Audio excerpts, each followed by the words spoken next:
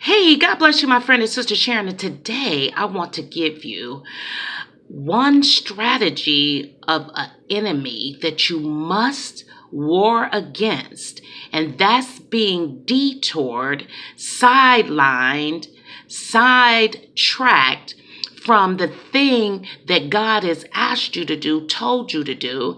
And friends, let me tell you, when you begin to set your heart to be a worker in the fields of men, for the glory of God, get ready, because you will have adversaries. You will have opposition, just like Nehemiah. Nehemiah went to build back up the breaches, the broken down walls of Jerusalem. And he had enemies constantly trying to divert his attention and to get him off his task. Friends, you have to understand this tactic when you are hurt, when you are offended, when that person is bashing you, slandering you, trying to get what? Your attention.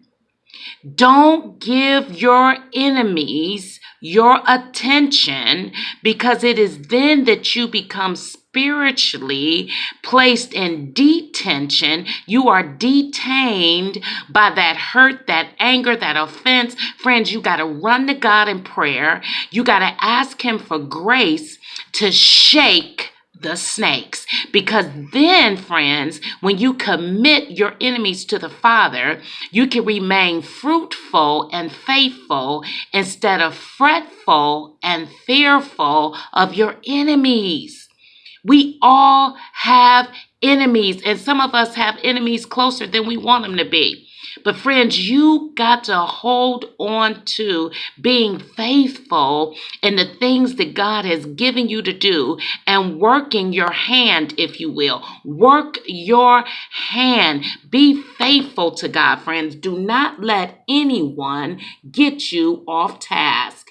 Oh, friends, because then the thing that God has asked you to do becomes secondary, and then the primary focus becomes evil and darkness, because that's what the enemy wants you to focus on, instead of what is good, true, and just, and has good report, according to Philippians chapter 4. And I want to encourage you, friends, if you're struggling emotionally and mentally, I want to encourage you to go over, friend, go to the scriptures in Philippians chapter 4 and ponder the entire chapter.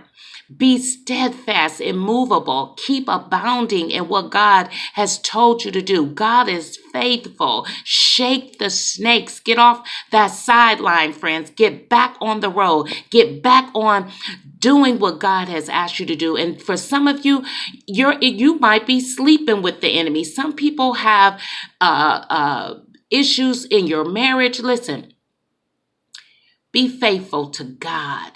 Be kind, be patient, forgive them, keep moving in the fruits of the Spirit, asking God for grace, friends. Don't let your enemy, be it your spouse, whoever it is, don't let them sidetrack you.